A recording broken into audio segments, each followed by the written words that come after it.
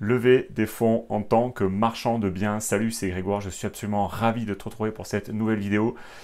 Aujourd'hui, on va parler de trésorerie, de fonds. C'est le nerf de la guerre. Si tu veux faire des opérations, si tu veux enchaîner les opérations, il va te falloir la trésorerie.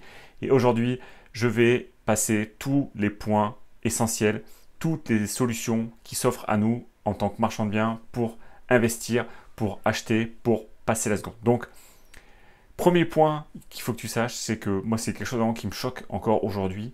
Il faut que tu saches que le montant des livrets A, c'est 400 milliards d'euros. Alors pourquoi je commence par les livrets A? Parce que c'est le premier aspect que tu dois comprendre, c'est que autour de toi, moi je le vois à travers des proches, je le vois dans mon entourage, il y a des gens qui ont des fonds, qui ont la possibilité de te filer un petit peu la main au début pour au moins financer un bout d'apport ou au moins financer carrément même ta première opération de marchand.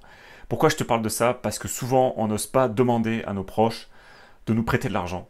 Et ça, c'est un peu à tort parce que du coup, ils ont l'argent qui dort sur des comptes et on a la possibilité, via des obligations, de les rémunérer. Et je trouve ça absolument dommage de ne pas s'en servir. Donc déjà, c'est le premier point. Tu devrais oser demander à tes proches de te prêter de l'argent. On appelle ça de la love money.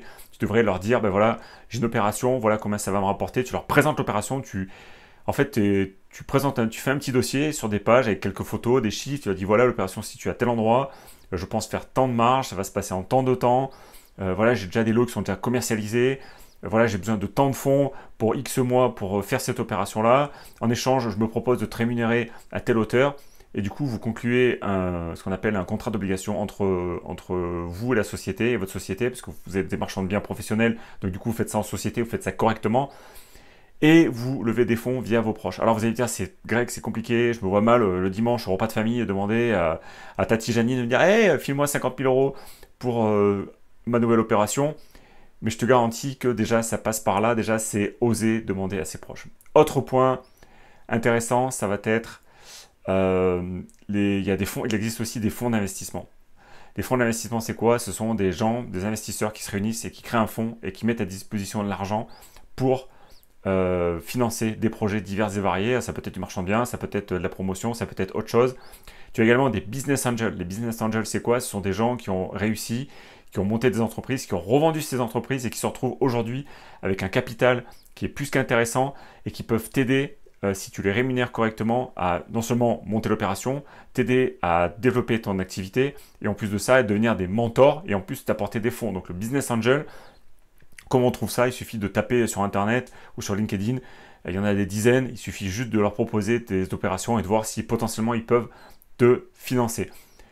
Il y a ce qu'on appelle aussi le portage. Le portage immobilier, c'est quoi? C'est une entreprise qui va se substituer à toi pour acheter un bien immobilier et prendre une marge entre toi et le projet. Ok? Donc ça, je ne vais pas trop épiloguer là-dessus. C'est pas une solution que je recommande dans un premier temps. C'est une solution parmi tant d'autres. Je l'ai étudié, j'ai étudié ce dossier, j'ai vu qu'il y avait des possibilités là-dedans. On parle de quelque chose comme pratiquement 20% de frais, donc c'est énorme. 10 à 20% de frais, c'est assez conséquent. Mais ça reste une solution, donc le portage immobilier, solution extrêmement intéressante aussi que tu devrais étudier. Ensuite, il y a le crowdfunding. Alors le crowdfunding, tu sais, je suis plutôt assez friand. Tu vas me dire, par rapport au portage, les frais sont assez identiques. Sauf que en crowdfunding, on va lever des obligations. Et du coup, c'est plus, comment dire, c'est plus... moi, je préfère ça en fait. Je préfère parce que comparé au portage, c'est une société qui se met entre toi et le projet, alors qu'en crowdfunding, tu portes le projet, tu achètes le bien, et c'est ta société qui porte le projet, et ce sont des investisseurs qui viennent participer. Donc c'est pas du tout le même montage, c'est pas du tout la même façon de procéder. Et du coup, moi, je préfère complètement le crowdfunding immobilier. D'ailleurs, je te recommande chaudement le crowdfunding immobilier parce que c'est une solution vraiment super intéressante. Aujourd'hui, moi j'appelle ça l'aubaine de notre temps, c'est-à-dire qu'on va pouvoir lever de la dette entre guillemets assez facilement parce que on va réussir à monter des projets rentables et du coup avec suffisamment de marge pour aller les présenter sur des plateformes de crowdfunding. Alors tu le sais, moi je passe assez régulièrement avec la première brique, mais il y en a d'autres qui existent, hein. Je ne vais pas faire la pub pour toutes, la liste est longue comme le bras, il suffit d'envoyer un dossier, de leur écrire un mail et de leur demander est-ce que vous pouvez me suivre sur mon projet ou pas? Donc, j'en parle dans un de mes derniers points, c'est la banque. Alors, pourquoi j'en parle en dernier? Parce que la banque, tu le sais, quand on est néo-marchand de biens ou quand on débute en marchand de biens, c'est très compliqué de se faire financer. J'ai encore eu mon banquier hier au téléphone qui m'a dit, voilà, maintenant Grégoire, on finance des opérations de marchand de biens, il faut mettre 20% d'apport sur le projet, il faut avoir minimum 20% de marge, et on est à 7% de taux d'intérêt, donc ça commence à être très cher. C'est moins cher que le portage ou que le crowdfunding, mais ça reste quand même une solution qui reste assez onéreuse. Donc voilà, la banque, très intéressant. Par contre, la porte d'entrée est plus difficile. Il y a aussi des délais de traitement de dossier qui sont plus longs. Il y a des compliqués. Ah, je vais y arriver. Il y a ils vont vous demander des documents supplémentaires, alors qu'en crowdfunding, c'est un petit peu plus simple.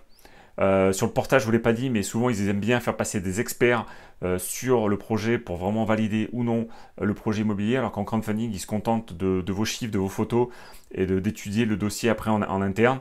Donc c'est un peu plus rapide. En crowdfunding, on peut avoir une réponse en l'espace de 15 jours maximum, quoi. Même en l'espace d'une semaine, on peut avoir une réponse. Donc entre le moment où vous allez envoyer un mail, vous allez présenter un projet, dire voilà, j'ai besoin de X milliers d'euros de fonds pour cette opération, et le moment où la plateforme va vous dire ben, c'est bon, on vous suit, il va se passer en général en gros 15 jours. Pour une banque, ça se passe pas du tout comme ça. Déjà, 15 jours, c'est le temps que vous allez avoir pour prendre un rendez-vous avec le banquier et lui présenter le dossier. Donc on n'est pas du tout sur les mêmes durées d'études de dossier. Donc voilà, ça c'est pour la banque un point que je trouve vraiment négatif. J'ai entendu des marchands de biens qui se sont retrouvés bloqués pendant des semaines, voire des mois, parce qu'ils attendaient des retours de banque.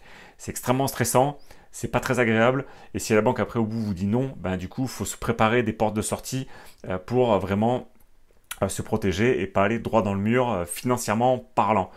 Donc voilà pour la vidéo du jour sur les différents points où on peut lever du cash, on peut lever de l'argent en marchand de biens. Donc je te les redis, donc je te le dis avec tes proches, avec un fonds d'investissement, avec des business angels, avec du portage immobilier, avec du crowdfunding et avec des banques. Donc si tu en connais d'autres, n'hésite pas à nous le dire dans les commentaires, ça peut aider la communauté, ça peut aider aussi tout le monde. Voilà, ça peut vraiment nous aider si tu as d'autres solutions de financement. Il existe aussi ben voilà, des gens, comme je te dis, qui ont beaucoup d'argent sur leur compte et qui sont prêts à t'aider, qui sont à la retraite, qui ont vendu leur entreprise et qui peuvent nous filer, nous rémunérer, enfin être rémunérés en échange d'apports. Donc ça, je trouve que c'est vraiment une solution qui est extrêmement intéressante. Il faut juste trouver les bonnes personnes, leur présenter les bons projets et ça peut être extrêmement intéressant. Moi, c'est une solution que j'essaie d'envisager un peu plus sur le futur parce que je me dis que les solutions de financement que je t'ai présentées, il y en a certaines qui sont très onéreuses. La banque, c'est assez long, donc en fait, chacune ont leur balance entre étude des dossiers, déblocage des fonds, enfin voilà, il y a vraiment, comment dire, il y a vraiment chaque solution que je t'ai présentée aujourd'hui dans cette vidéo a ses avantages et ses inconvénients, donc il ne faut pas hésiter à creuser un peu plus loin que ce que j'ai fait aujourd'hui pour voir ben, ce qui est intéressant ou pas, ou venir m'en parler à MP, parce que en fait, il n'y a pas une solution. Là aujourd'hui, je t'en ai présenté plusieurs, mais tu peux les cumuler. Tu peux cumuler crowdfunding parce qu'il te manque un bout d'apport et financement, donc ça existe, je l'ai déjà vu. C'est possible, tu peux avoir apport personnel, crowdfunding immobilier plus banque, tu vois. Donc ça c'est vraiment plutôt intéressant. Donc il ne faut pas hésiter, ou alors un proche qui te prête l'apport qui te manque parce que tu vas aller en banque te faire financer, ça aussi c'est totalement possible. Admettons que tu aies besoin, je ne sais pas moi, d'1 million d'euros, il te faut 200 000 d'apport, ben tu les as pas, et c'est coincé dans une autre opération, après 200 000 tu vas me dire c'est une somme, mais si tu en as une toute au partie, ben, du coup tu peux demander à un proche qui te finance une partie en échange d'une rémunération. Donc ça c'est totalement possible, d'amener les fonds sur la société et ensuite de rémunérer la personne qui t'a apporté des fonds. Donc, si tu es toujours intéressé par le financement, je te mets un lien juste ici. Donc, c'est un dossier bancaire, c'est une formation offerte avec un dossier bancaire béton, 1 heure de formation offerte. Tu as juste à cliquer sur le carré qui est juste là. Je te mets d'autres liens ici en dessous dans la description. Si tu veux progresser en immobilier, il y a d'autres formations offertes dans la description. N'oublie pas de mettre un énorme pouce like au passage. Je te dis à très vite. Bonne marge, bon cash flow. À bientôt. Ciao, ciao.